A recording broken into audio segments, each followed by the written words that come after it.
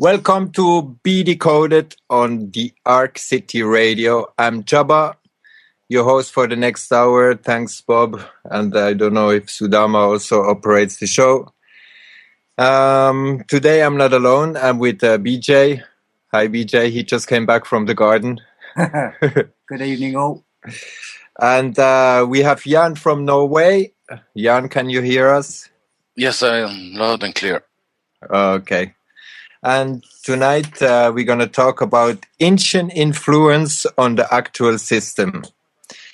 That means how history is still present in the daily life we're facing. And this through family business. I mean, if somebody have a family business, the son have to take it over. And if somebody... and that is going on and on over the last 1,000 years. So Jan is with us as a walking library. I call him the sponge. The sponge.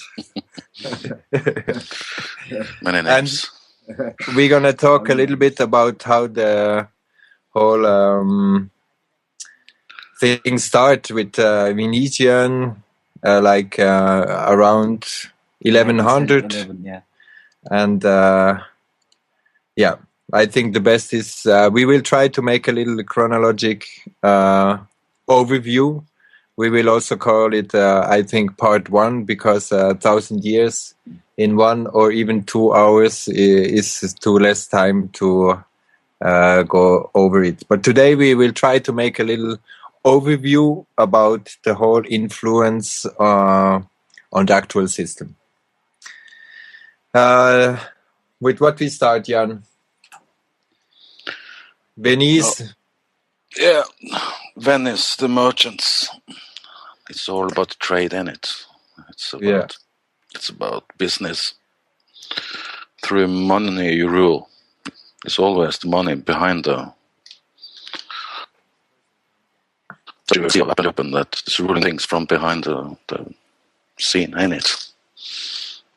I will also put some links in the chat room, and if some people want to take have some questions, we will try to answer them. But let's start with the whole Venetian project. Also, like you said, the whole power is coming from Italy through the different families or royalties or business commerce. How can we call this? Yeah, it's about business and banking really in the bottom. It's power derives from wealth, fortunes. If you have the money, you can buy influence and infiltrate and take over countries. This is how it's done. You finance both sides of the war, and then you control both sides.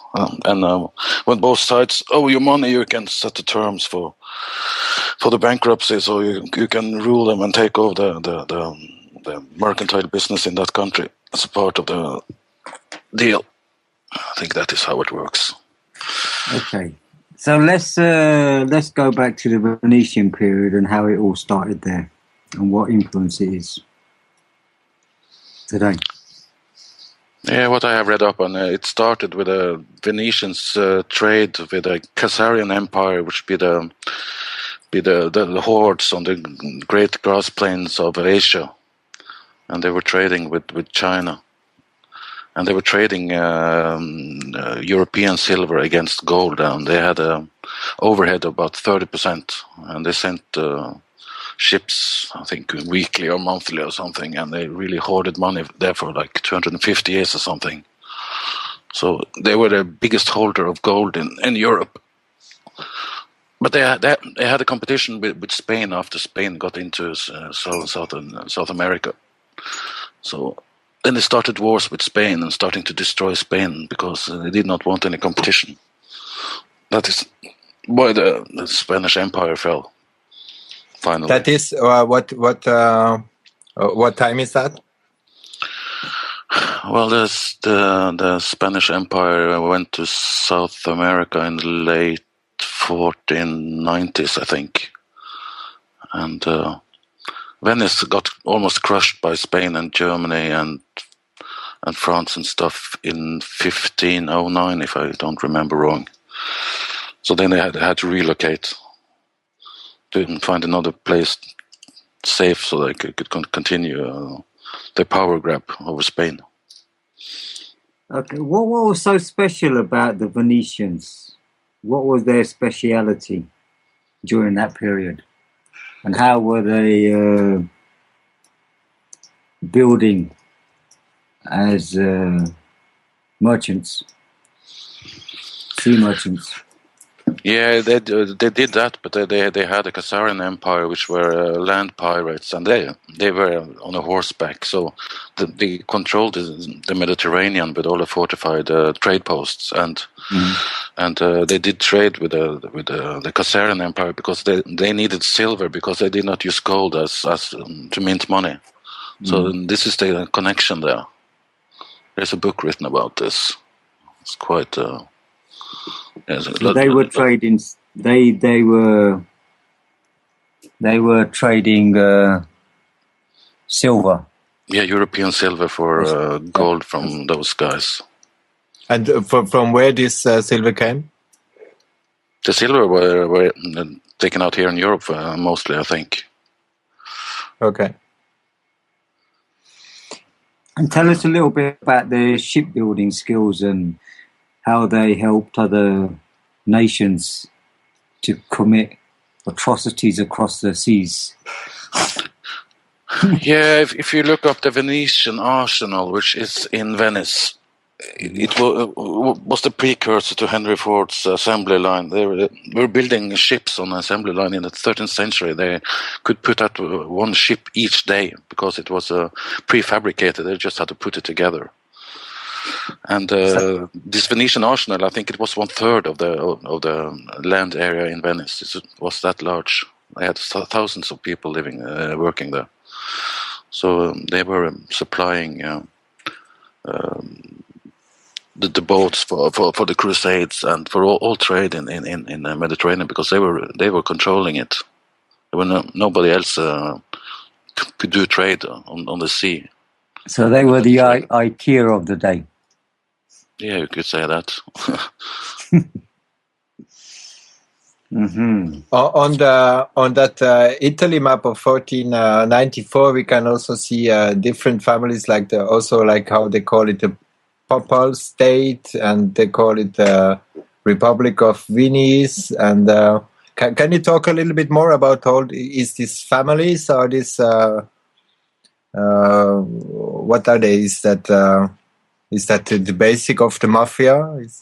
Yeah, you could say that. If anybody have seen the TV series The Borgias, you kind of get to look into how these families are. They are kind of warlords, if you see it like that, with vast fortunes.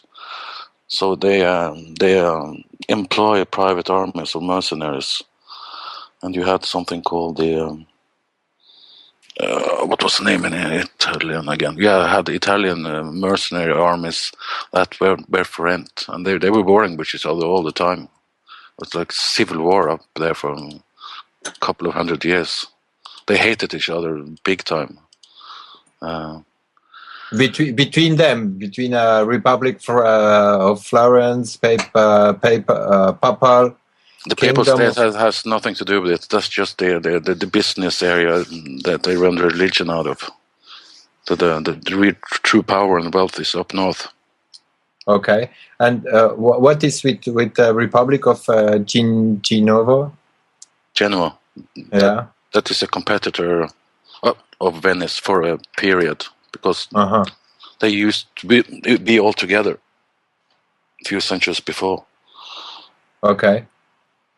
And from there we have like the whole structure that is put in place also, but today what could we say? How is that represented today in families? Are they working together or still? Yeah, they work together now. Okay. For the last 200 years, there have been no war between these families. Now they marry each other, so everybody is related. Okay. So And this who they are today? it is it's royal houses. It would be names you have heard of would be The Pavalacci? Pallavicini, yes, Aldobrandini, the Farnese, Borghese, Colonna. It's like 13 or 15 families. They go in and out of power. Also, what we have to understand is, in the time, maybe 1,000 years ago, they had huge horses, and today they have the horses in the motor of their Ferrari. That is everything what changed since then. Also, we have to. I mean, because a lot of people think they it's like this ancient family and these ancient stories, and so they are just are dead over the past. But more powerful than the family itself, it is also more they have control, like over centuries, and these families are still in place today. They are not really in front, and that's why we also have like the so-called Illuminati, the Rothschild, and all this kind of puppets, the ones who are can be exposed because they are not really the ones who have the real power behind. No.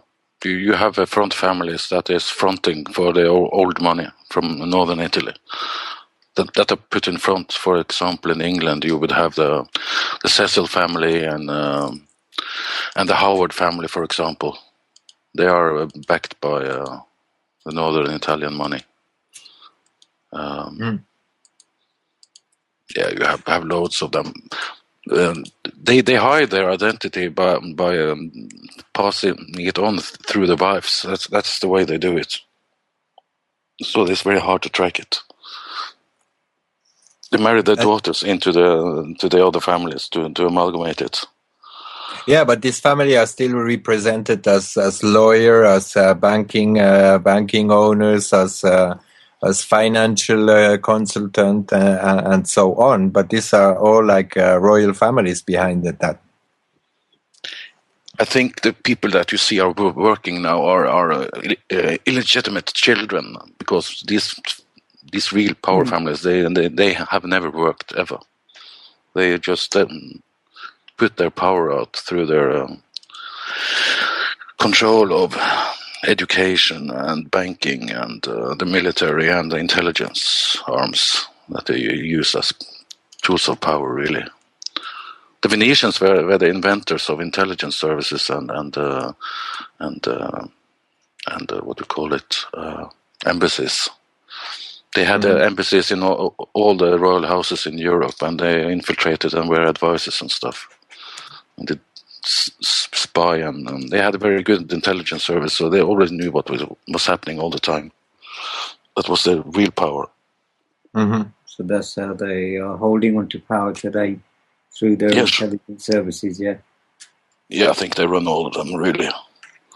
I just saw today a PDF where they release 35,000 names of Mossad agents all around the world. You even have the email, so you can even email to them if they still have any influence. But that's very suspicious to me. Yeah. Can you also talk more about the city of London, the relation between these families and London? Yeah, these are the banking families, the kingmakers, the bankers that they came to England in the 11th century, and they had some problems on the way, but they have been in and out and running that city for approximately 1,000 years, and it's a sovereign territory. And it's rented from the English crown for £1 a year on perpetual contract. They can never get it back. Never get it back. Yeah. Yeah, I found like they have the same deal in Gibraltar actually after the war in 1713. They also have a perpetual rent there. When they kicked the Spanish in a war, and the Spanish succession, and then they got Gibraltar. So they had that for 400 years, no, 300, 1713 until now. You even say that the Queen have to walk behind the mayor of London. Yeah, sure. In that is how influenced this kind of agreement today still are, and that is like most people they just look at it as a folklore, as something like tradition or something like that. It's the same like the Pope. A lot of people just say, "Yeah, Pope have just a couple of billion believers behind him," but that is the whole picture that is put in place. But anytime Pope just move his finger, they are already in the news. So therefore, it's really to look at it as something that is still in power today. Definitely. Yes, it's a front, and you have the Jesuits inside the Catholic system that are the intelligence arm of these families. They infiltrate everything. You have the Jesuits of the short robe. It's called. They don't wear the priest frock. You can't see they are Jesuits. They are in business and banking and everywhere. How the Black Pope is positioned in that whole story? He's a general. He runs the organization. It's a military organization they have a lot of knowledge about making wars and stuff. Is that from Order of Malta? No, the Order of Malta is a private nobility organization. It has nothing to do with the church, really. That's a private side. That's nobility that is owning that. But why they get so much credibility from the Pope? The owners that own the Catholic Church are the ones that owns the Knights of Malta. Knights of Malta, the civilian side, not the religious side. I just hear 2 months, 1 month or 2 months ago, that my uncle is diplomat of the Order of Malta. No. Yeah. Now you're gonna get into trouble, man. Yes. No. It's not my. It's the sister of my father who is not from my bloodline. Okay. Look at the Knight of Malta. It's a noble order. You have to have 300 years of unbroken nobility to be a real Knight of Malta. The politicians and businessmen and stuff that are Knights of Malta, they are honorary members. They are not the real knights. They don't have any power. They are just tools. And they have a blood oath that's the same as the Jesuits have. So they are totally obedient to the families that owns the Knights of Malta. It's a link between the families and the civilian society, and they're also a military order, so have everything to do with wars and NATO and everything. The connection to US would be over England then. Yeah, that is the central commerce place is England, is City of London, right? Yeah. United States is not more than a crown colony, really. Mm-hmm. And they've had any freedom. Then the peace treaty of 1783, they had to bow to the king and beg for forgiveness. You was talking about Habsburg earlier on, Netherlands. Yes. Enlighten us on a little bit about that. Where they come in the picture. The Habsburgs are the rulers of the Holy Roman Empire for like 800 years or something. They're still ruling today, yeah? No, I think it's quite dormant, but I would imagine that they have got the coffers are quite full, so they do wield some power still. They have to. 800 years of rule and being emperors and stuff can put aside a few gold bars in your walls, I would imagine. And if you see at the funeral of the last Otto von Habsburg, you can see all the nobility in Europe coming there. So they do have respect, and I would imagine they have some type of power. But after the Congress of Vienna, I think they lost much of it, really. It's quite interesting to watch. And here I can see Franciscan monks as well.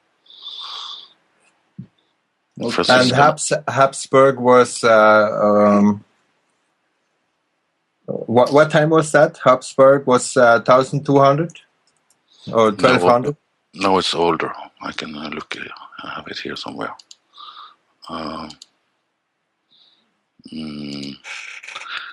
No, I think it comes from the Hohenstaufen of Switzerland, and that would be in year 900 or something. 800, 960. Oh, let me look. 962. So it keeps on coming back to Switzerland after a little while, doesn't it? Oh, it's always come back to Switzerland. Yeah, but they were the place that the Dukes of Habsburg came from. Yeah, but it is a part of the Holy Roman Empire. It's only lately that they got independence. A couple of 100 years ago, 150, I don't remember. Yeah, I think they have they're 500 years. I don't even know. Vijay, you're in Switzerland. Come on. No. Don't talk about Indian history. Talk about Indian history. Okay. Also, we were talking earlier on about the Order of the Golden Fleece. Yes, that's the highest noble order of the Habsburgs. It used to be one, but I don't remember the name of the king, but they split, and one son got the Spanish part of the Habsburg Empire, and the other got the Austrian part, because they have their seat in Austria, not in Switzerland, because they moved there, but it's next to it, so it's not so. Yeah, I wonder why they moved to Austria instead of remaining in Switzerland.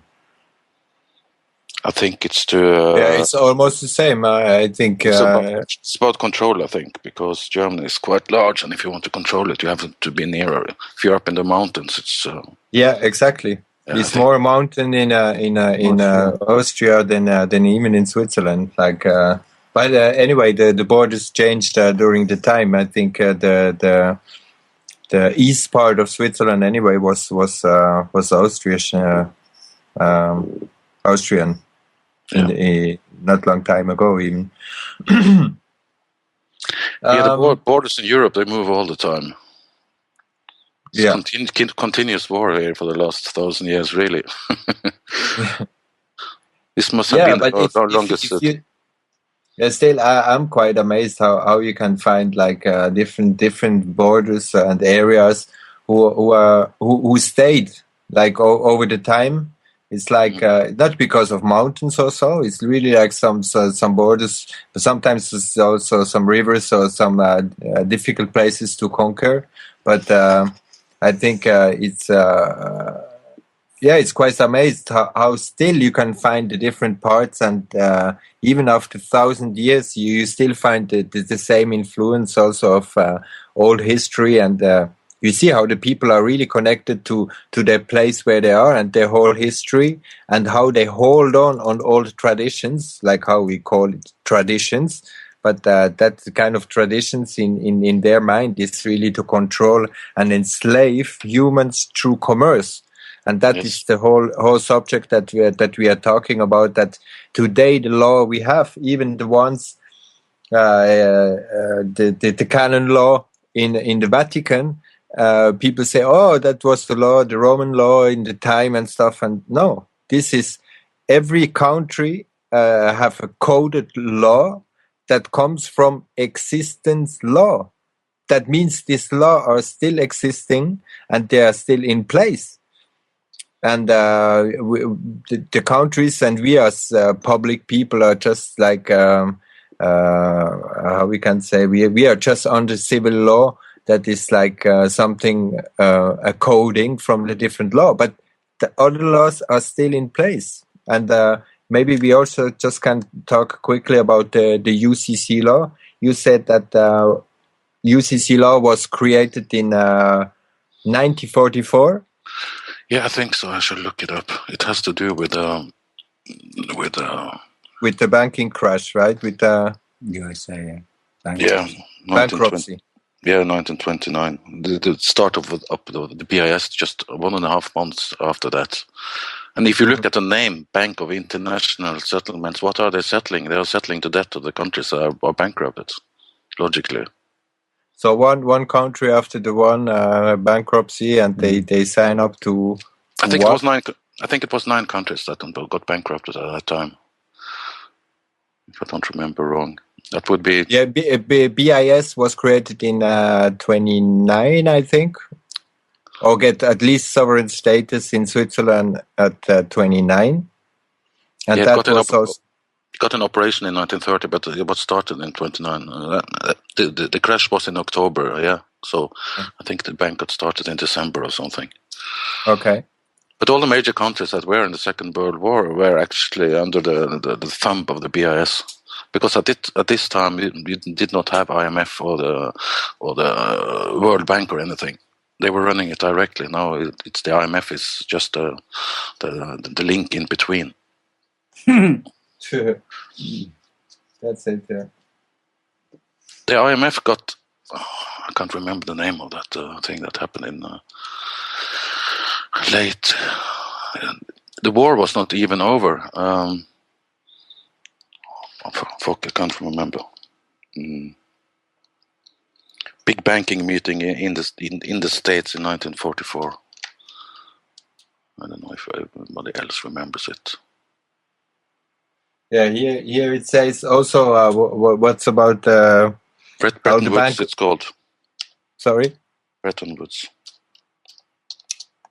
What I say about BIS, this was also created on a sovereign state in Switzerland, and the guy who made this kind of deal possible was the one who was very close to Hitler and had open entry to the parliament in Switzerland, in and out. He could take offices and stuff.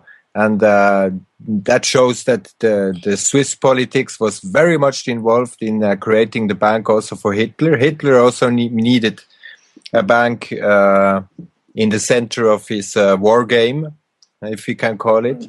Yeah, and it never attacked Switzerland, which all the gold are stored there. So if it was a real war and the scheme was as we are told it, he would have taken Switzerland easily and taken all the gold and won the whole thing. It was a strategic position for them to actually take all the gold from all the countries around Switzerland and bring it to Switzerland. Yeah, you used the Nazis to do that, to take all the gold from the countries they invaded. And that's why they have a big influence today. Yeah, sure. On world economy. Yes. World economy. Economy. Economy. The economy is a con. So. Yeah, economy. Economy. Economy. Well, that's what it is, you know. The belief in money is just between your ears. Yeah. It's only the number you put to it, and that's zero. It doesn't have anything to do with real trade and barter. Now, can we talk a little bit about the houses that are in power? House of Aragon, for example, House of Savoy, all these houses and how their role is played in today's society. I don't think the roles of those houses are so big now as it used to be, because there were changes after the thing that happened in Vienna in 1814 after the Napoleonic War. Mm-hmm.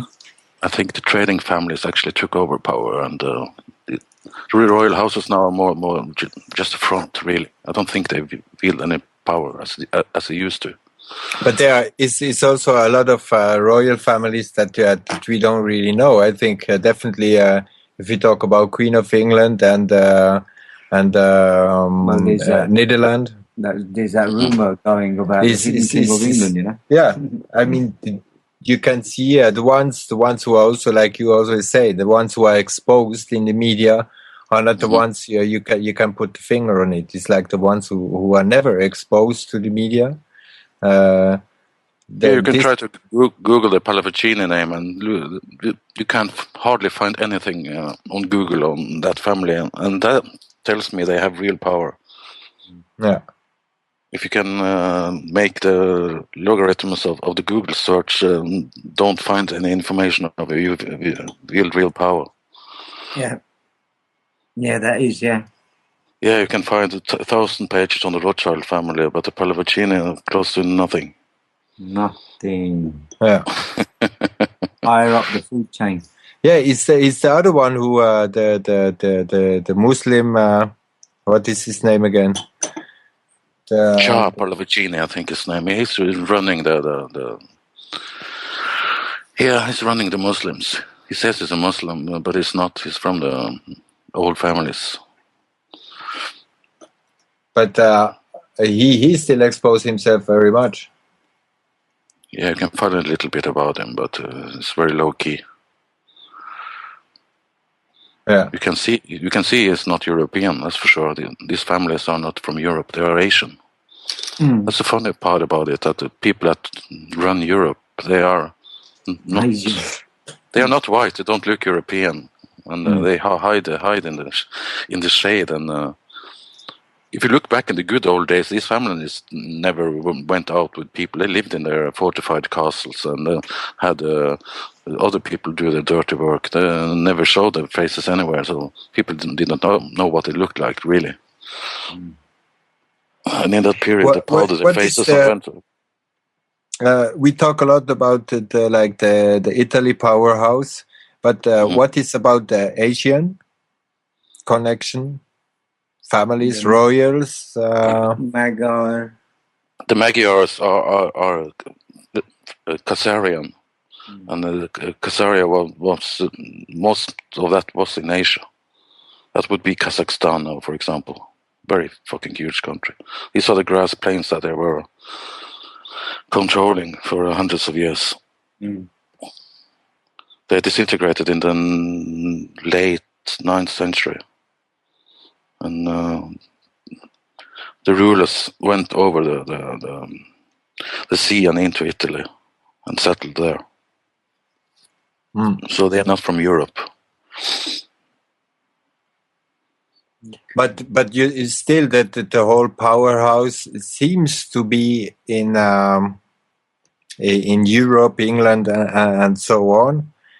But still, there is a lot of people around in Asia, and I just wonder how they just can. I mean, we know that England was a lot in India and so on, but Yes. they just leave the power like they.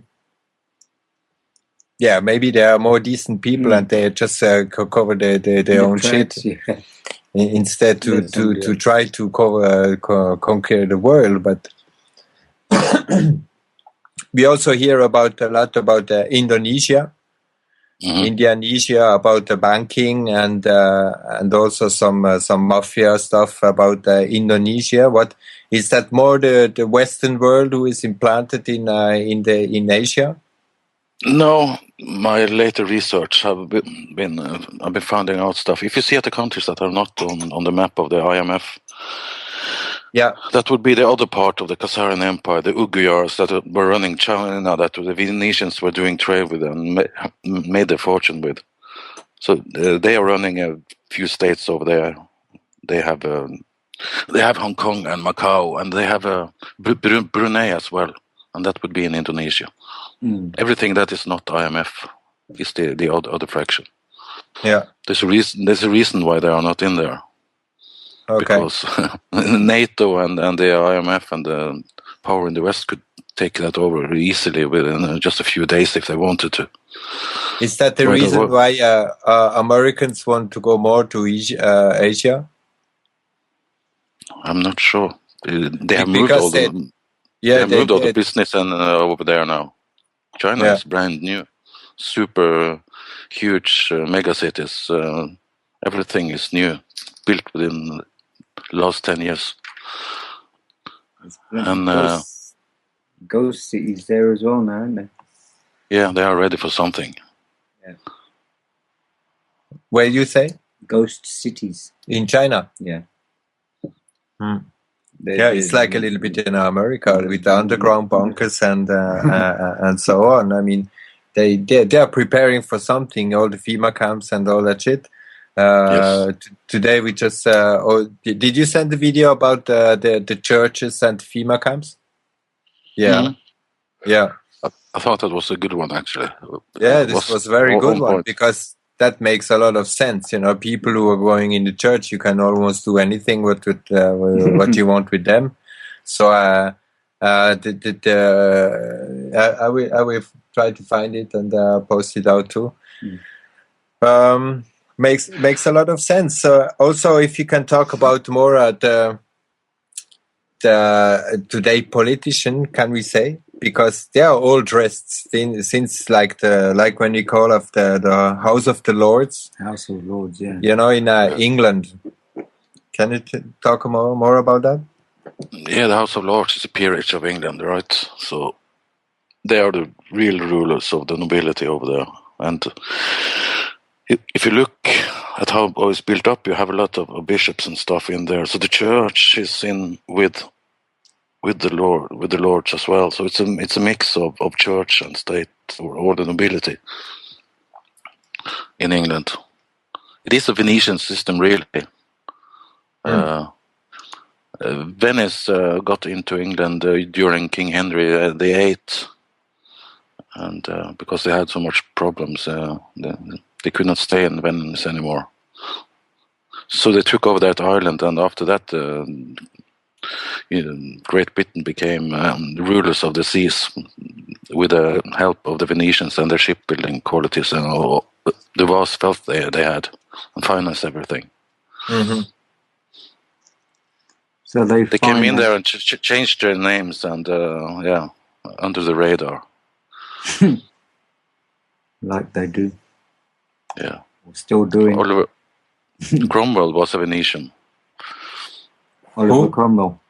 Oliver Cromwell. Yeah. Yes. Venetian. And you have the Farnese family was behind the building of the ships. Yeah, that makes sense. Huh? Yeah, that is why they beat Spain, because they were much better at building ships. They built faster and more powerful ones, and then they had bigger cannons and stuff. The Venetians are very good at science, so they developed the best weapons. They did that in the arsenal. It was a military installation, really. They built trade ships and military ships. So it was like the convoys of the Second World War. You have the merchant ships and you have the military ships around it to protect the valuable cargo. For example, if they were shipping gold, I would imagine there would be loads of warships following along so they don't get pirated on the sea. Uh-huh. That is also when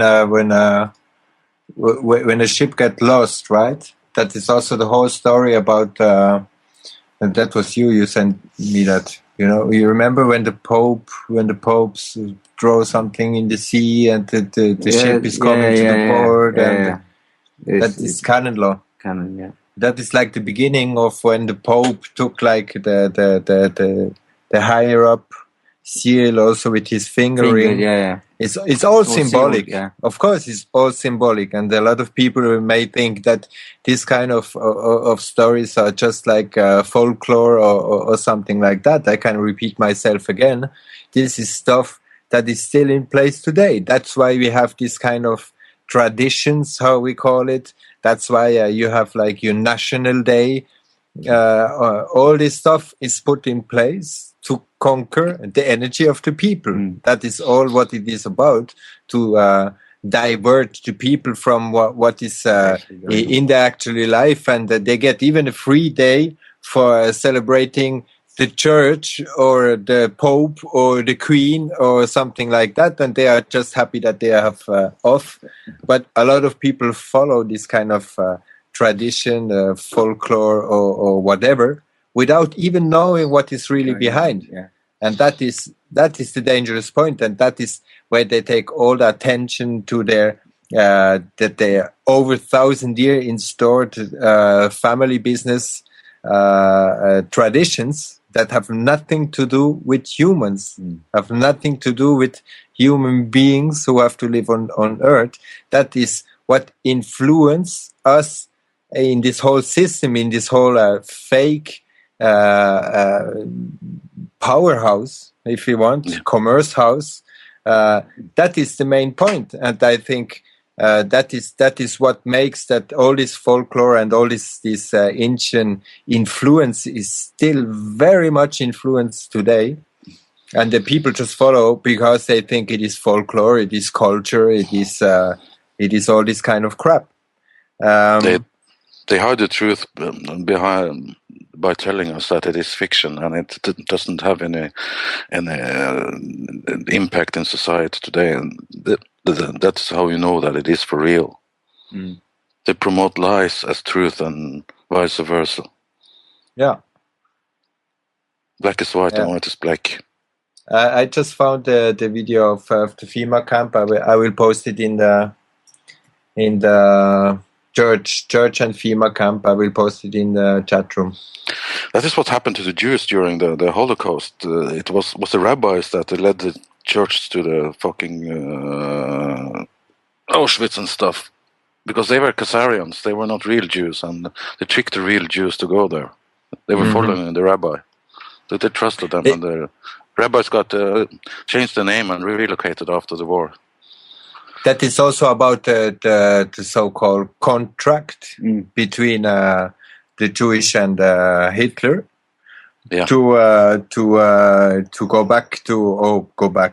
to create the state of Israel. Yeah, the Khazars never were from Israel, so it's just a big con. Yeah, of course, but it was a real trade they make between Hitler and the Jewish, or the Zionists, if you want. To create Israel, to bring to be able for a Jewish who lived in Germany to sell his goods, to transfer it to account to Israel, and once they arrive, they would be able to buy their house, their goods, their I don't know what. That's why today you find also the most Mercedes in Israel. They're driving all Mercedes, German fabric. And the other thing is that during the war, Germany was the number one buyer of Israel's orange. Yeah, I heard an interview with a guy called Barak Kamish. He is a Jew, and he told that Israel is really owned by, I think it was 9 families that own that country. They own all the large corporations and everything. So it's family business down there. I would imagine that it is these people controlling that place as well. And the High Court in Jerusalem is highly Masonic, and have obelisks and everything. It's worth to take a look at. Yeah, it's also Masonic and Zionist. In the middle of Jerusalem, on a roundabout, you can find a huge stone with a Masonic inscription on it. More evidence than that, you cannot make it. I mean, it's like it's in your face again. It's like, and to say that Masons and Zionists have nothing to do together is, I think it's a lot of things are happening, and it's just so much in our face that we cannot see it. And what the thing is in our face, that is mostly the thing that they try to hide. These people are it's very important for them, the symbology and stuff and rituals. This is a totally different reality than we live in. That is why they keep it up. Yeah. It's a part of their whole ideology. Dates and numbers and seasons. Yes. Yeah, even the week. To say that the Sunday is the first, the Monday is the first day of the week is completely reversed. And so therefore, everything that is reversed, we can come back to quite Yeah, traditions again, traditions, the symbolics, and black magic. Yeah, But sure. I think you will be this Sunday on Dark City to talk about the secret societies, right? Is No, that this Sunday or No, I the think Sunday after? it was the date was 20. I'm not I think sure. it's on the 2nd June for the listeners 2nd June. with Don's diorama. Well, Jan will be on and talk about the secret societies. That's gonna be fun. Yeah. Gonna be fun too. that's a long list. Jan, Yes. you know the Crown. What role do they have of play in it today now? The Crown. Depends on if We were talking about the estates, and we're all tenants, and how the whole system has been set up. Yeah, if I'm not wrong, I think 70 or 80% of England is in private hands, and this all goes back to William the Conqueror. Really, he went in there and took over the country, and he was a vassal state of the peace and banking families. He was a warlord. He slaughtered millions in England when he came there. Brutal.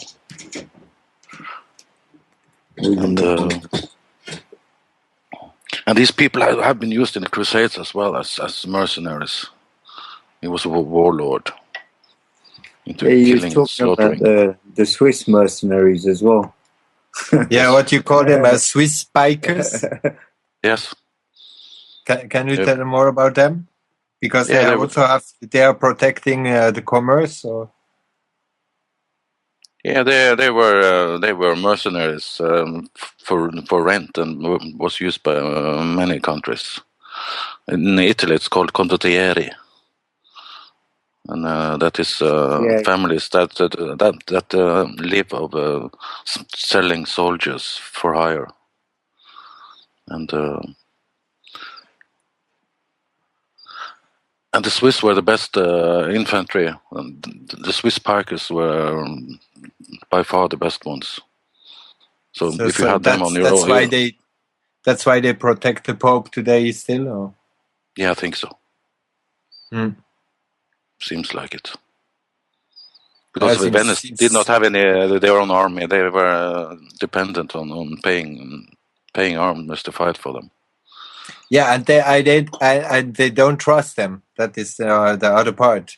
I mean, this is a huge part of trust they put in the Swiss Guard to protect the Pope. That is not only like I think Swiss spikers are good mercenaries. That's their business, yeah. since a while, loyal and neutral, and they just kill for the ones who pay them. And that is almost like what is going on today, or is exactly what is going on today. If the bank can get a lot of money, they just hide everything, and they just even the people here, the Swiss people, you cannot even imagine how proud they are on their bank secret. That a normal guy, he is so proud of his bank secrecy. But if he go bankrupt, the government just have to give one call to the bank, and the bank give them all information. So all Swiss guys who think that their account are secret, that only counts for dictators, for guys who have billions. That don't count for the Swiss guys, you know. And you cannot even imagine how Swiss people are proud of their bank secret. But it's no secret, man. If you get bankruptcy, the government just can know everything what is going on in your bank, and this is first-hand information. Yeah, sure. The commoners don't get any bank secrets from the government, but for the higher nobility, that's a different ballpark. Yeah, they don't have to worry about that thing. Definitely not. How many dukes and counts and stuff have heard been put through court and put in prison? Yeah, I can't say I've heard about anybody. It doesn't happen so often. No, it doesn't No, happen. that just don't Even the happen, ones no. who get judged, like George Bush or even the bankers or so, they're if they go one day in prison, it's already exceptional. So Yes. It's a the three-tier system, really. It's the ones on top, they are above the law. yeah, If you're a sovereign, you cannot be put through court. that is the thing. We are not under the same law than No, the no, no. ones who own all this thing. No. So only sovereign cannot bring another sovereign to court. Yeah. And they know that if they want to stay sovereign, they better don't accuse any other sovereign. That's true. That's the deal. That's the deal. Once you're sovereign, just shut up and Accept it. and accept it. You know, and Do what you're told exactly. by the money power who is behind it. The money and the family. We always don't have to forget it. It's like also the family. How we say the family. When they are proud of their family history and so Their on, they heritage, don't want yeah. to deceive Yeah. their family, their father, if they are still alive and so on. They have to continue their stuff. And Yes. people, I think people can compare that with small business, like so-called normal families, where even if you have a farm, the son take the farm over. And maybe once his father is not able to intervene anymore in his business, he makes some little changements. That's all what he do. He keep the farm, he keep the sheep, he keep everything around, and therefore the farm stays on. And that is exactly what's happened with all the kings, all the family, the business family, all the tradition have to keep on. And even if they themselves, maybe they see what is going on, but they are not really conscious about what they have to do. That it is really like to keep on the tradition of the family. They are able to kill other people, for example, because it is the tradition of the family, and that is how the business succeed like over all these hundreds of years. Or marry into the families, or it's They amalgamate power by marrying each other. They don't mix with other families. These top ones don't. They are intermarried through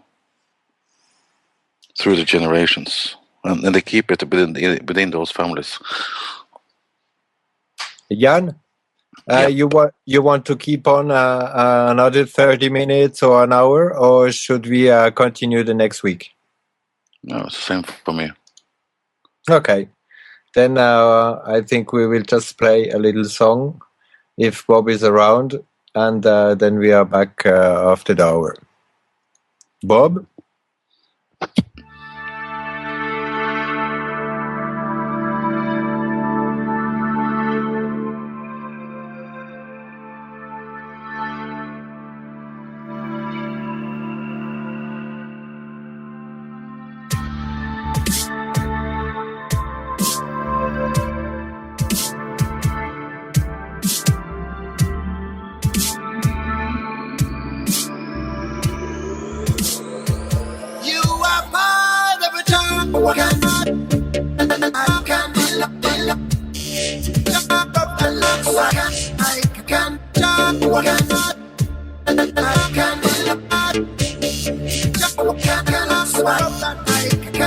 Half of the world does use a telephone yet, and over here a new generation born with internet, facing a mass revolution that they call progress. Live for the all and on that workless, less stress, mobility, no more offices.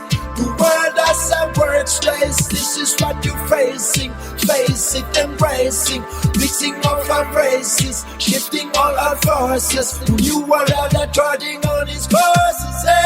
No one can look so far, no one can pretend the future. Still a one step on Mars, no one can paint the stars. You are my No one can look so far. You are part of it. No one can pretend the future. Take you power, but no one step on Mars. Give them more of that. No one can find the stars. Your future is you. No one can look so far. No one can look so far. No one can pretend the future, but I can see. Still no one step on Mars. It's what is inside of me. No one can find the stars. You are part of a job. No one cannot. I can jump up and look. I can jump. I cannot. I can jump. You are part of a job. I can jump up and look. I can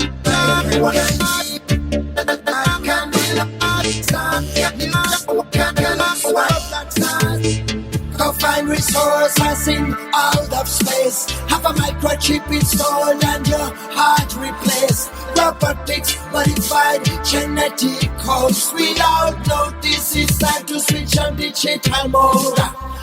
If you are immigrant to the second world, a stranger to its customs, rules and verb, you might witness a cursed generation flirt with the devil, and eventually you will convert. No one can look so far. No one can pretend the future. Still no one step on Mars. No one can paint the stars. You are part of a job. No one can look so far. You are part of a. No one can pretend the future. Take you power, but no one step on Mars. Don't give them more of that. No one can paint the stars. Your future is you. No one can look so far. No one can look so far. No one can pretend the future, but I can see. Still no one step on Mars. It's what is inside of me. No one can paint the stars. You are part of a job. I cannot. I can jump up and look. I can jump. I cannot. I can jump. You are part of a job. I can jump up and look. I can jump. I can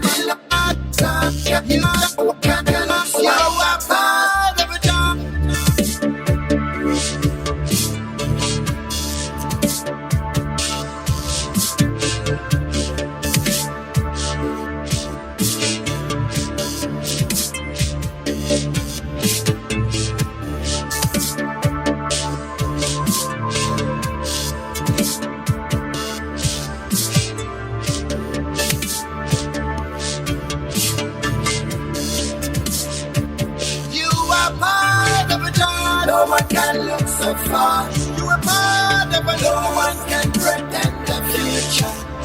Take you power, but no one step on Mars. Don't give them more of that.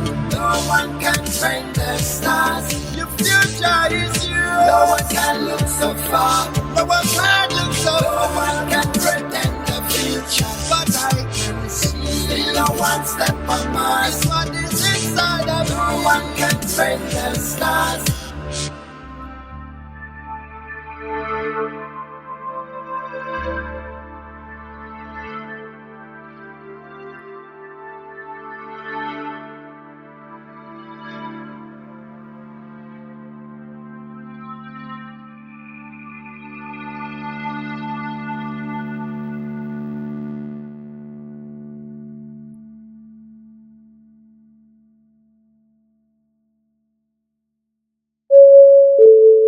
This is a public health announcement. Cannabis cures cancer.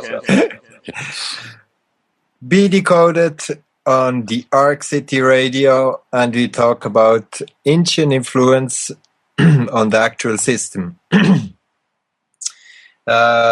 We just saw some huge houses, and I will just put a link in the chat room. I think, yeah, it's there. It's all about commerce. It's all about ownership. is all about land. They own the land, they own and it's also about owning the people. Yes. So I think we also can talk a little bit about how the law is still remain in place, that whole canon law, and how it applies to us, maybe also through the civil law, or how they're trading the whole stuff behind, like not under the same law than we facing every day.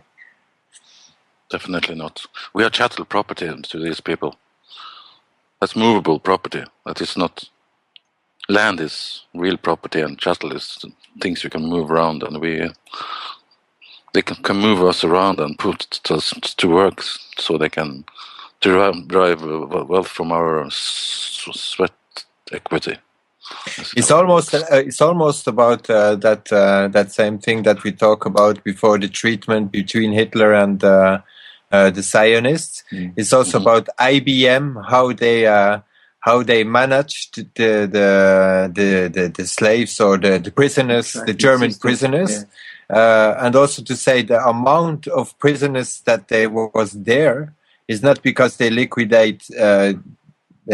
We talk about the tragic moment. I fully agree, but we also have to see the point how it is really going on. And it was not that they had way more prisoners than prison places.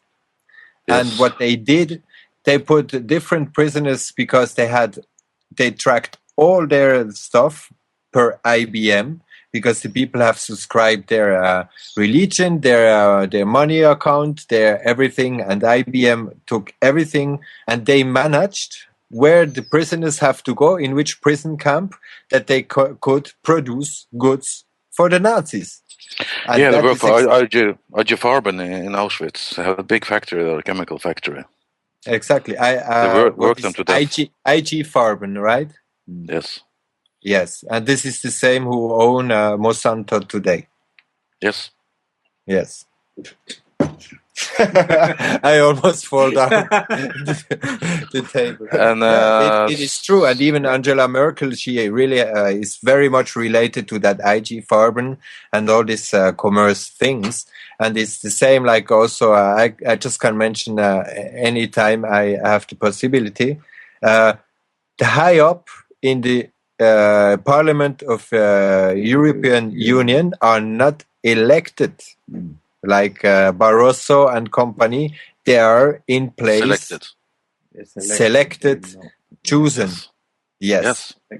That is true. That is not democracy. On the chessboard. Yeah. So anybody who say that Europe is a democratic area, that is completely bullshit, because it is even we in Switzerland, who are not in EU, we have just like the stuff they are coming, and you have to do this, you have to do that. Even we are not in the European Community. Yeah. I think that comes from the UN, really. Those legislation that is regulation of the bureaucracy. And the implementation of the Agenda 21 also. Yes. UN. Same people behind it. Exactly. United Nations is a privately owned company. Privately owned company. Yes, of course. It's no country that owns it. It's private families that started that. They needed the Second World War to put that in place. So we are really under a world government now, really. Oh, we are. They haven't told us. That's all. Yeah. That is definitely what they already want since a long time. But I would say they almost have it, because they are still struggling big time to implement their stuff. They have to do it slowly, because people will rebel if they do it too fast. That is why. These people work on long-term business plans, and they have all the time in the world to put it in place. Oh, they have hundreds of years in and it has to do with education. You cannot go too fast, because you have to indoctrinate people with a new system. So it is an intergenerational thing. They're soon finished. They're almost there. Yeah, so you just mentioned about the education, the Parisian education system, and how that is being influenced in countries, how it's been put into place in different countries today. Yeah, I recommend people to read that book by Gustavus Myers, The German Myth, and you get into the how Prussia really was a feudal system all up to the First World War. And they implemented the Prussian school model after Napoleon invaded them in the Napoleonic Wars. But the next time they went to war against France in the... Who write that? What? The German Myth? Gustavus Myers. The book I sent you earlier Myers. today. Yes.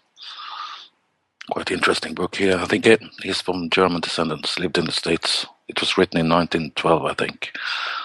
That was before they started censoring all the books. Now you can't hardly find anything that is truthful nowadays. His books are very good. Yeah. There's no BS. It's just facts on facts. Yeah.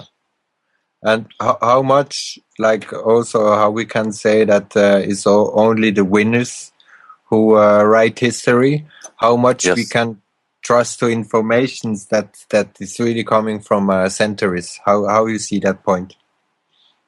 We can't trust anything nowadays. But if you go 100 years back, it was much better, or 150 years. Okay. They took control of the education system and universities and all the publishing houses and newspapers and stuff. So now it's under total control.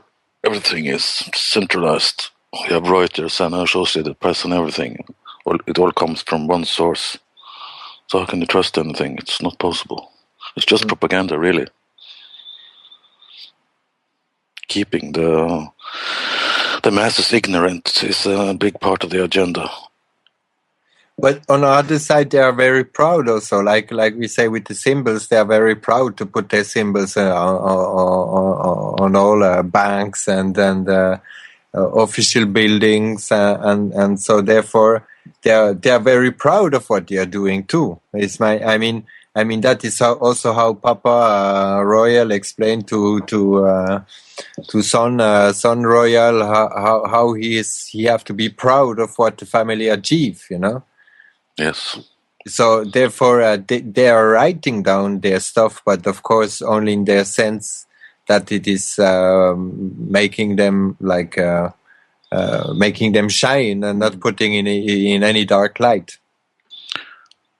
I would imagine the system works like this. They have printing houses that print special books for the elites, and you cannot get it in the bookstore, so they get it by private delivery right on the door. And then you can get some real information there. These families have big libraries. They are very much into the knowledge, because knowledge is power. They don't share the knowledge with the serfs that with the actually paupers, commoners. No, of course not. No, of course not. In the old days, the paupers couldn't read, but when they learned us how to read, of course, then they had to change all the books. Mm. Yeah, it makes sense, doesn't it?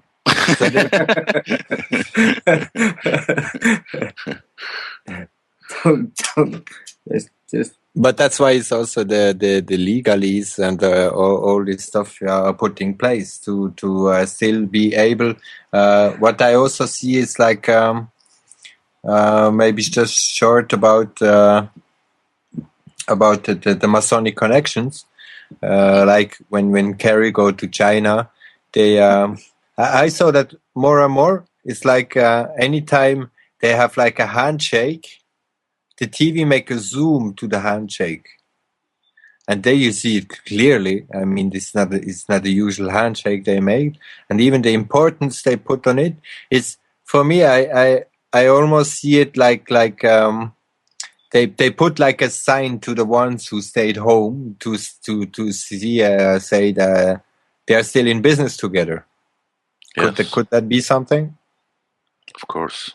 because they put it so much in evidence. Even if the Queen is handshaking the Pope, or Kerry is handshaking the new president of China, always you have like that zoom on the news. They put the zoom on the handshake, And the Masonic handshake is up in the open. Yeah, but people don't know what it looks like. But the Masons know, so they know. These people are in the power structure, and they recognize it at once. Yeah, it's for their people. But it's definitely like I see it that they communicate through mainstream media, through different stuff, what they reveal or not reveal, or also what we don't have to forget, that they are like in constant power search also between their families. So they also have people who have to get dropped out, who get jailed or put in public to get revealed. And that is mostly when we see that a big banker or a big guy is coming down, is often because he didn't want to deal anymore with them. I can show you this one. This is a classic Masonic handshake. It's between the Knights of Malta and the presidents of France. Look at his big ass smile on this picture. It's classic. He's just been knighted a Knight of the Golden Fleece. So yeah. Look at that.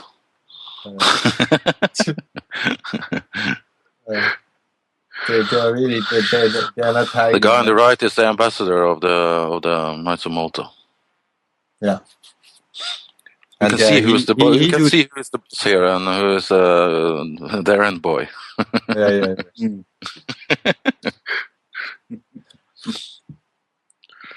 It's incredible. It's all fun and games, isn't it?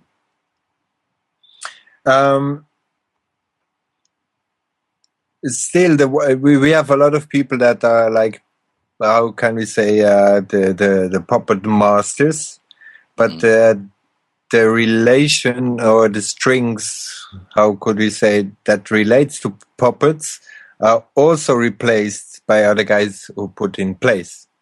And that is also the trick, that we think that is puppets and puppets master just behind of that. And that is like the whole structure that is put in place, that the ones, this is always the same. The ones who are really in place, they are just shown as guys who give money for mostly for kids, donations and so such kind of things just be celebrated by them. They hide behind philanthropy, which is fake. That is not what it's about, but it's a good front. People lap it up and believe it, of course. Well, they've been believing it more so than ever. Yeah. Today, how many people actually know what is actually going on? Hardly anybody. It's very hard. That is also how they do it. That it is like that you cannot put the finger on it. And I think the thing is not to point on somebody neither. It's just that the people realize that they are not the master of their own doing.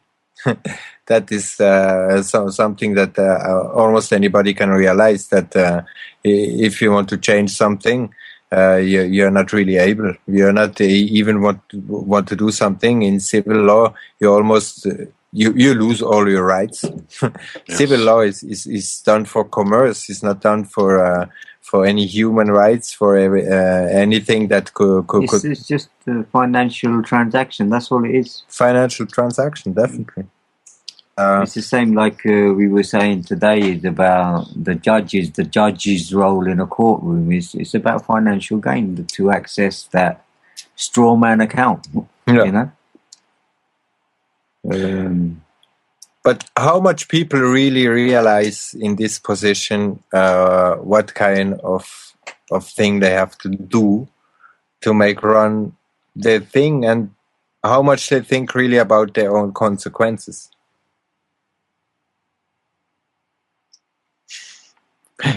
This is a good question, because if you do something because you have to do it because you want to achieve a certain goal, you forget it. You forget the certain things. I personally, when I was into music and I had to sing on different places, I knew that the money didn't came from the people who paid entry to the club or to the concert. That came from sponsors, the ones who are making have enough money to sponsor certain music events to promote their own agenda again, and therefore. Even if you are in cultural projects, if you are in any supported projects, or even in a company that have to sell certain things to a company, and if the ones who take the money, they are almost coming all from war, from slavery system. People want to buy cheap clothes, and they take it from any kind of mafia business around the world. Therefore, how much this high up also realize. All right, we just lost the connection to the server, and we are back. The question was how much the ones who are really in powerful positions, how much do they really realize how much influence they have on what is going wrong on the planet?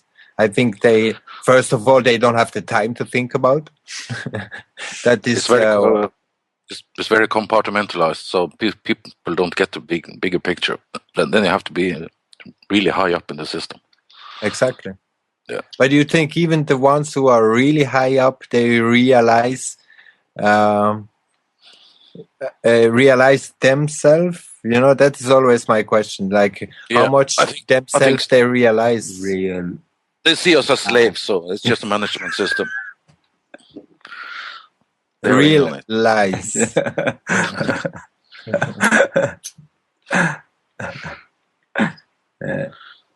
We are the most educated serfs ever. Under the most advanced system of slavery ever implemented here on Earth, for sure. The perfect slave is a slave that doesn't know he's a slave, is it not? Yeah, it's exactly the ones. The manipulators are the most manipulated. That is what is really going on, and therefore I think they are not really conscious about what is really set in place, and maybe. But the whole idea of the thing. That's why I'm personally coming back on that is a time where humanity had to go through. And the ones also coming out, because the people more and more realize what is really going on, and they will not even fight back, because if they realize how much power they really have, they only have as much power as we give them power. So you cannot fix anything if you don't know it's broken in the first place. If you think this system is freedom, then nothing happens. You have to realize the severity of your situation and I think how the shit really works to actually do something about it. But that's why it's also always going worse and worse for the whole for everybody, because they have to hit their ass on the floor to see what is above. That's always what I'm saying. I think the whole situation just gets worse and worse, and people just need to wake up. Well, the outgoing is like that. Is everybody have his maybe idea about the outcome? I personally don't think that life will extinct. That is no. I don't think that is the purpose of for what we are here. I think the main purpose is that we realize what is going on, and that's why all this power system and this commerce system and this family business and so on is also put in place, not by somebody, or somebody have the whole power structure. It's like the whole family who want to defend their garden, their territory, their land, their country, their army, their wealth, their anything. And that is just like a human conception of owning something and not realizing that when you die, you anyway don't own shit, so we are therefore, just renting what is here when we are here. Really, you can't own anything. But not that's even your why own body is yours. It's just a vessel for exactly the spirit that is the real you. That's how I say. But that's why they also have to make so huge organizations, churches, religions, to put in place so much dark to overcome, like how we can say, the light. And you need way more darkness to overthrow the light, than light overthrow the darkness. Anyway,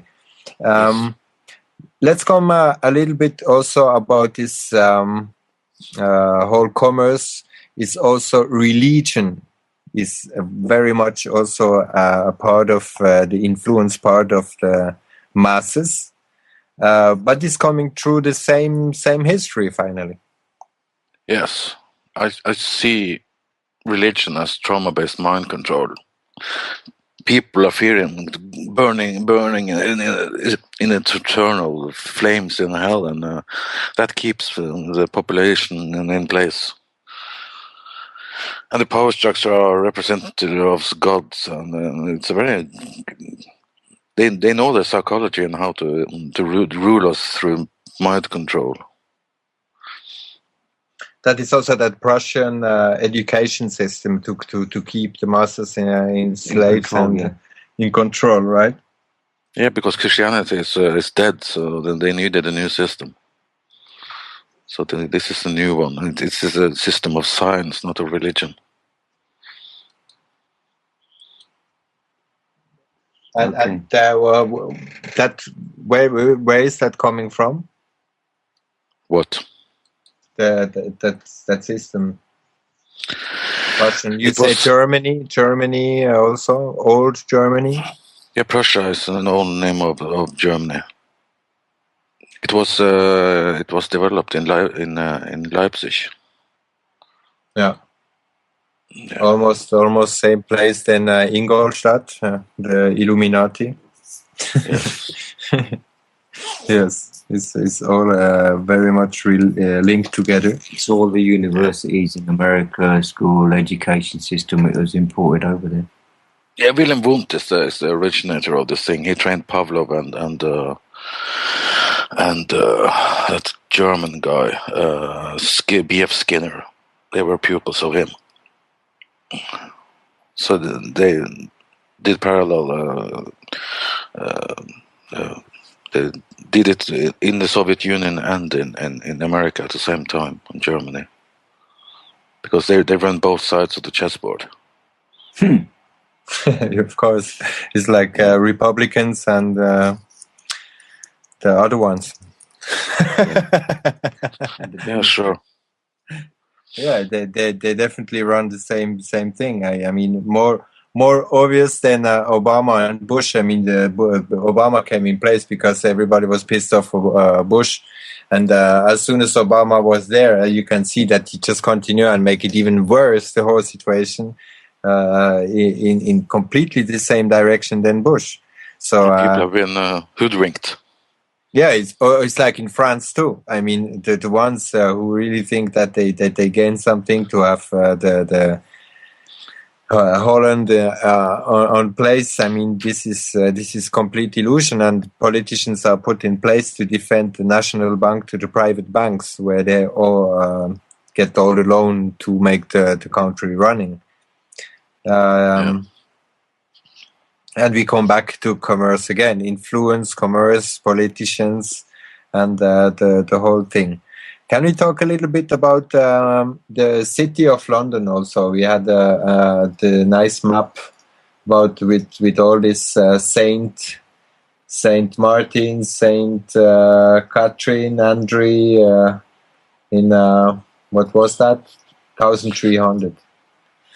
Yeah, if you look at the city of London, you have all the private orders there. You have the Franciscans and the Dominicans, and you have the Bar Guild there, the Guildhall, and you have the Bank of England, and banking and religion and commerce all wrapped in one. privately owned city, which is not a part of United Kingdom. They have perpetual rent on that one for £1 a year. Is this from this map? Is that what is today City of London? Yep. Is that almost the same size? It is the same place, same size, yeah. It's the same place, same size. So this is. I think it's half a square mile or something. The surface area there. Yeah, it's 600 square miles, I think. Yeah, that is old London, the whole commerce place where they put in place.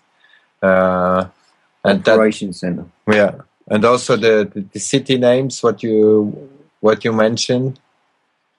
Here you have the livery companies in there. That is a monopoly on all type of trade and all types of craftsmanship. It's over 100 livery companies now. A livery company is the same as a guild. It's a closed private system for ruling commerce and everything that has to do with industry production and stuff. There is a book on the internet on the livery company. It's written in early 20th century, and it lays it out quite good. And this is direct related to the whole Italy connection and stuff. And what kind of is that over the Vatican? Is that over the Venetia? Is that what kind of connection, direct connection we have in this time? The beginning of that 1300.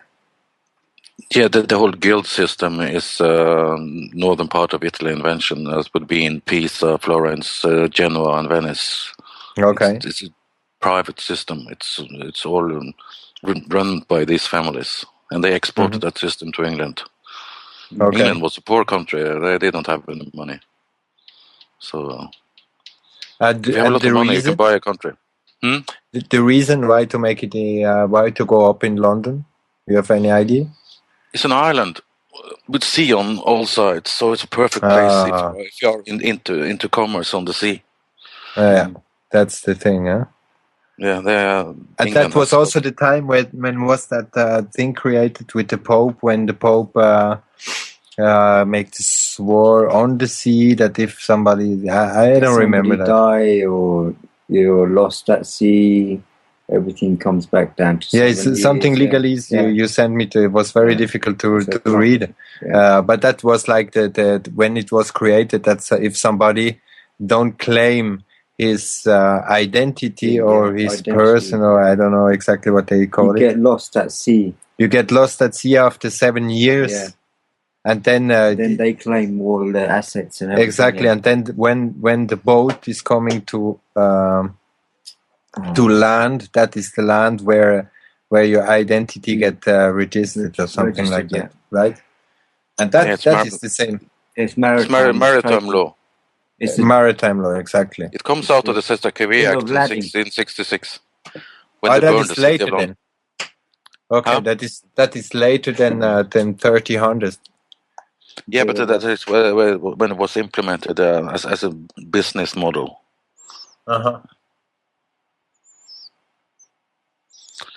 You have the papal bulls in the 12th and 13th century that the Pope claimed all the money, all the people in the world as his property, but it wasn't implemented in England until I think the first one was in 1542 and the second one was in 1666. Would fit them. Yeah. They had a system in the Catholic countries, but in the Protestant countries it came through the Church of England, and the Sister Cavie Act put through there. First by King Henry VIII, and later in 1666, I don't remember which king it was.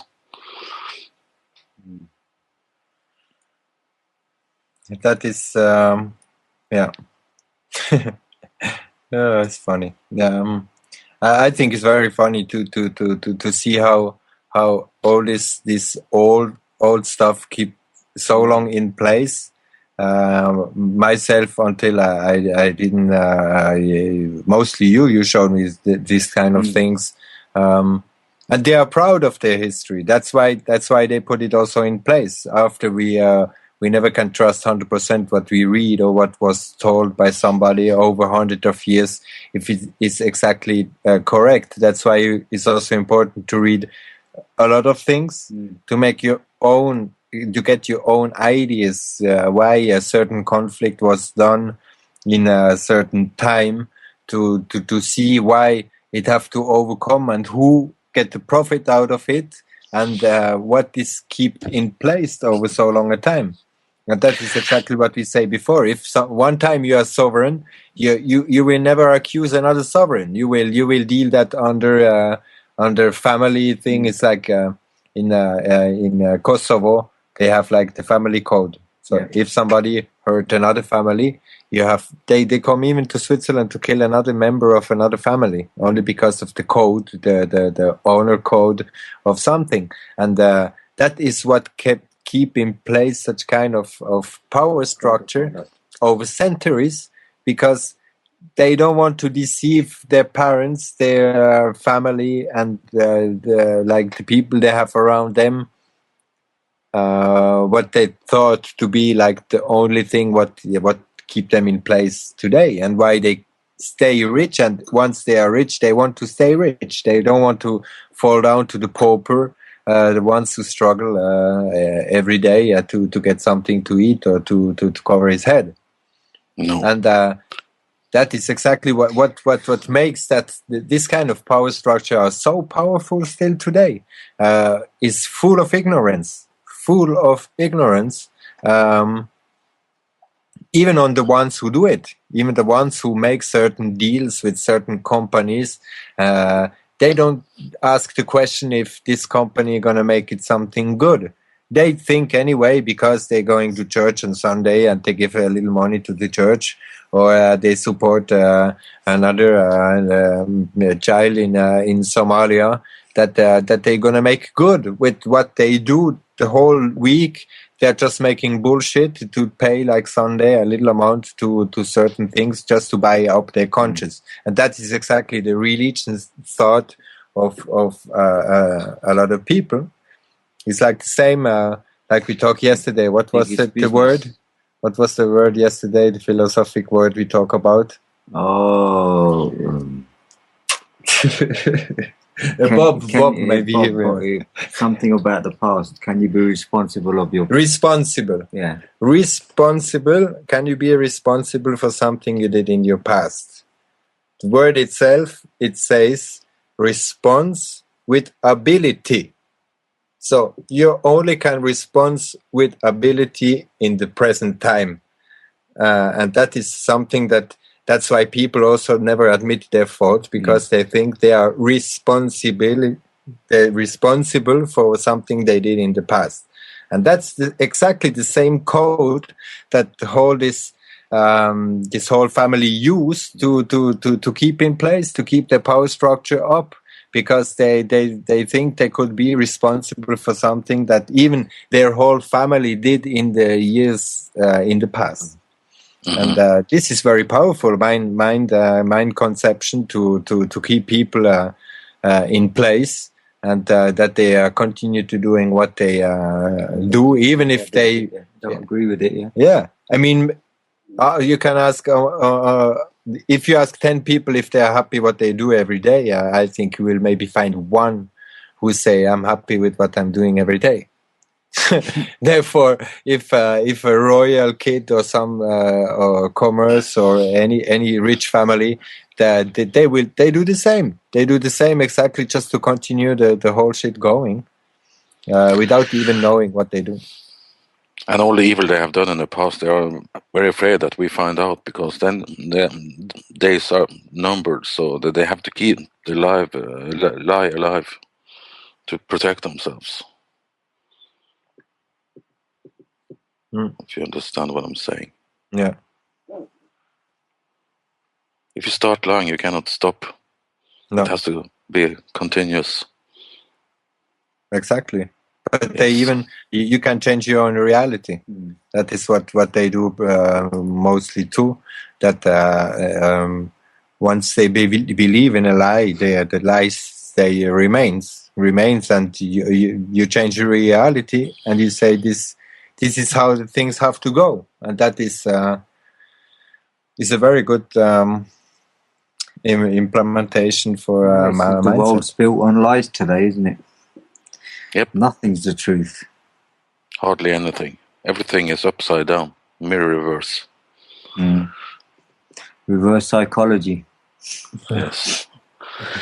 Definitely. And the rulers of the system have the cognitive dissonance as a good tool in the population, because people don't want to believe that they have been lied to all their lives. So that's what keeps the lie alive. Alive, yeah. Yeah. That's what keeps it alive. Yes. When you talk about I forget it now, but the royals, like the two royal dynasty that remains, I forget the name, but he sent that huge file where we have all these symbols on it. Can I find it? No, you have too much on open. The ones I sent to you, BJ. It's about. There we go.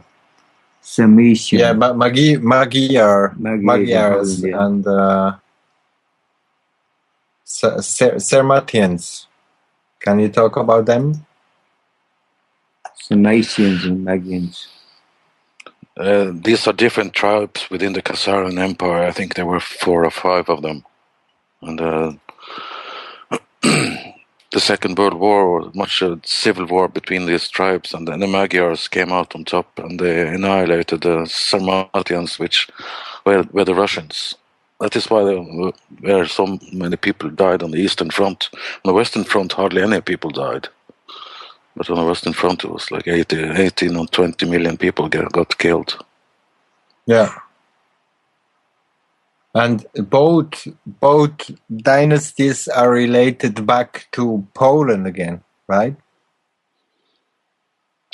No, the Magyar are Hungarians. That would be Hungarians. like Attila the Hun. He was a part of. Yeah. Anyway, the border changed. It's written on the document in Poland, Lithuania, Croatia, Albania, and Bulgaria.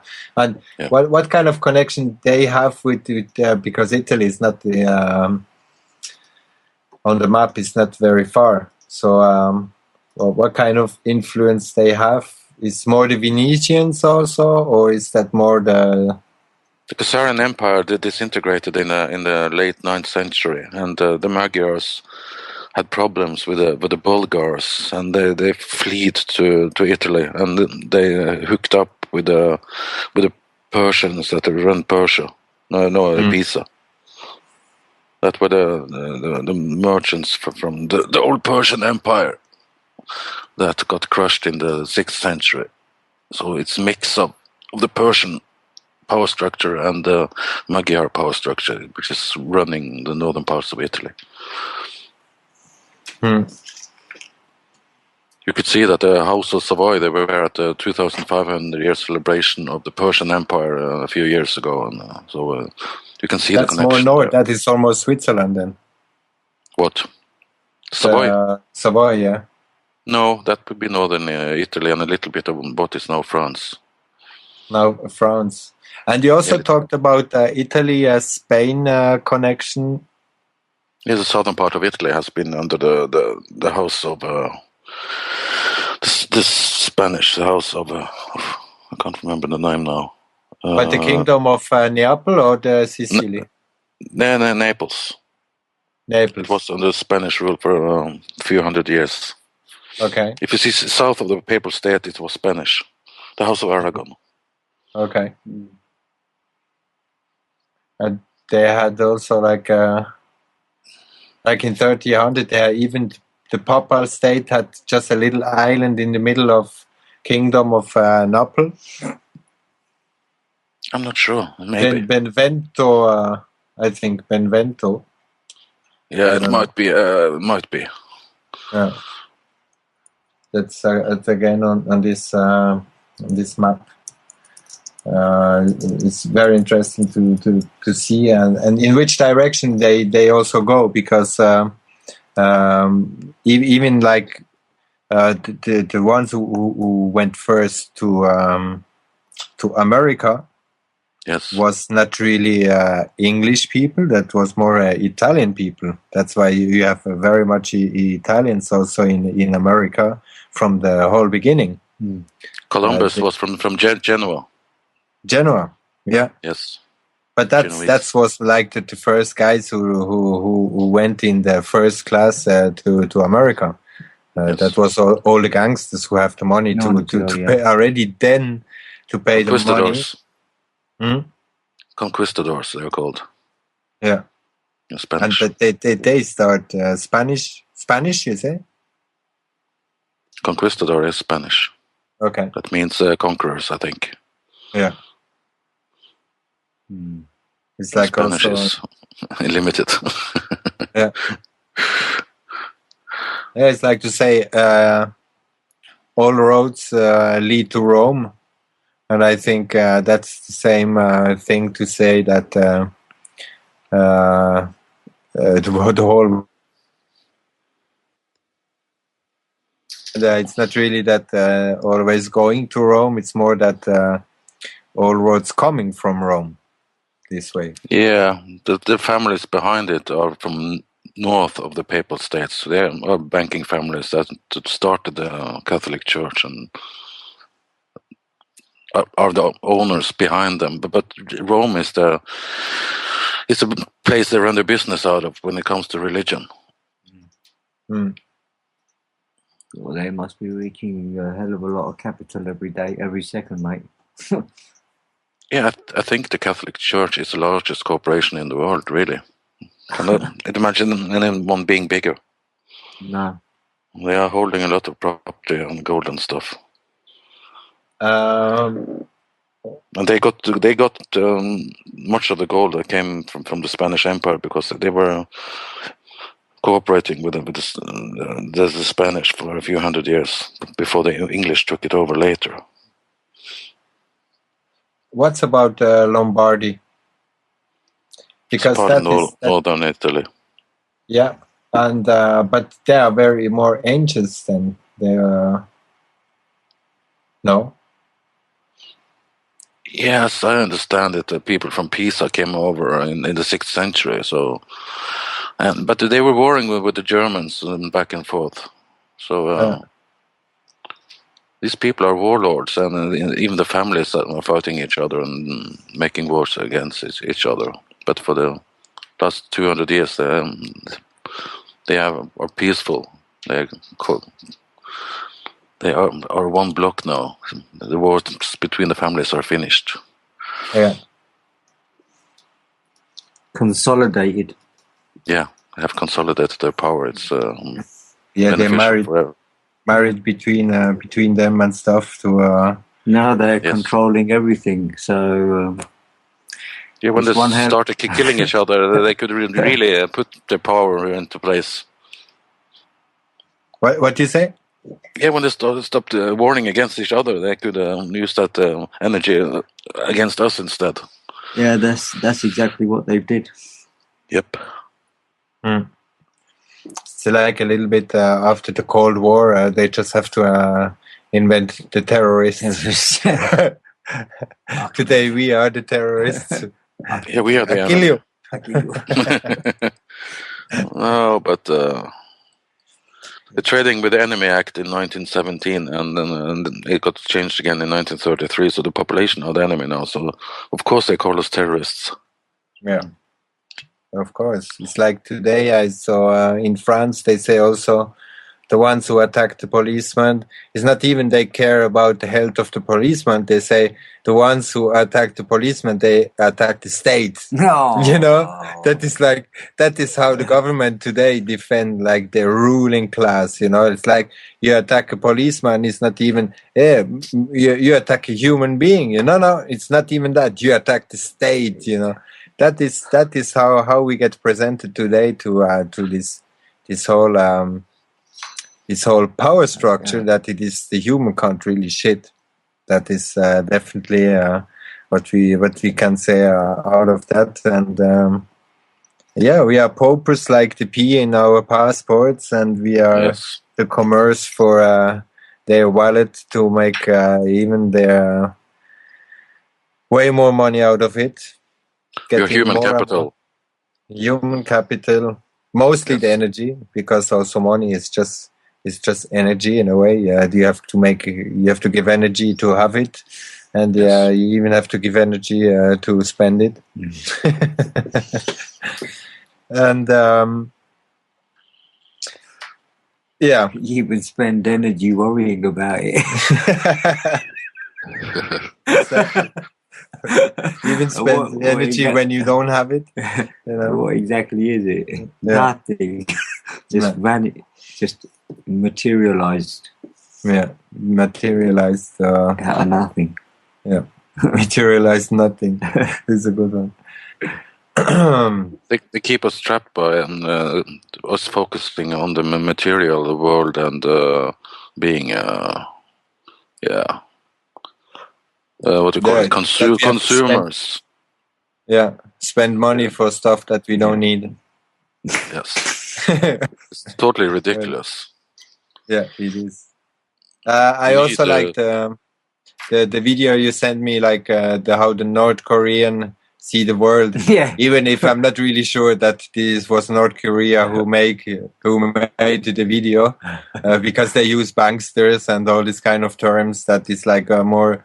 But anyway, in the idea that North Korea could see like the world, if you have to explain it to a kid who never saw this world, it's very ridiculous. I have to say this.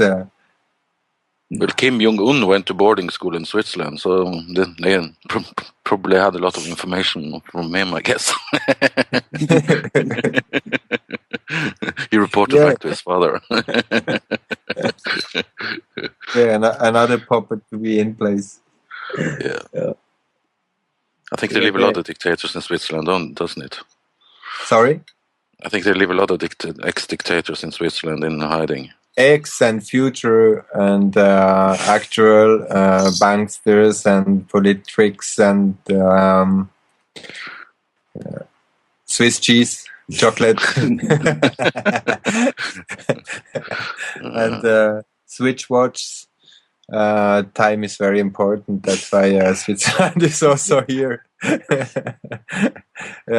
If you don't have a watch, you have time. That is at least something. If you don't watch, you have time.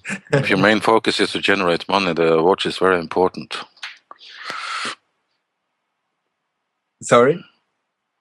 If your main focus is to earn money, the watch is very important. It's a tool of slavery. Of course. You have to go to work now and come back then, and it's all run on time. Yeah. If you have no watch, you just forget the time. Yeah. When was the last time you wore a watch, Jan? I quit many years ago. No, 10 minutes before the interview.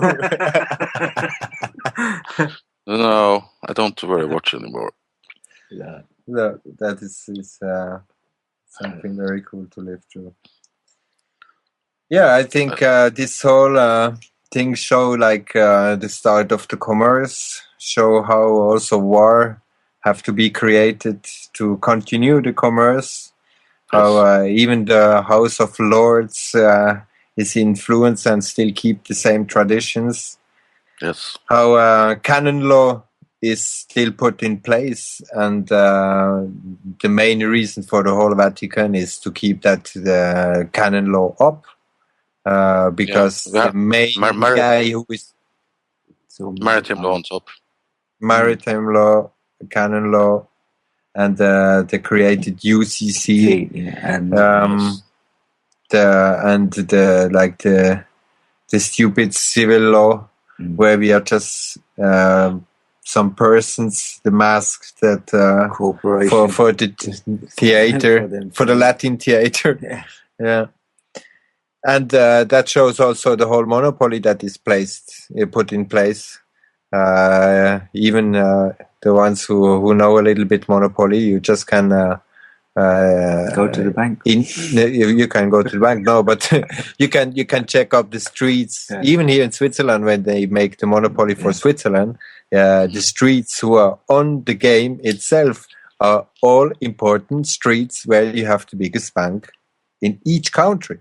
That every monopoly is adapted to each country, that you have really the so-called important streets on that monopoly.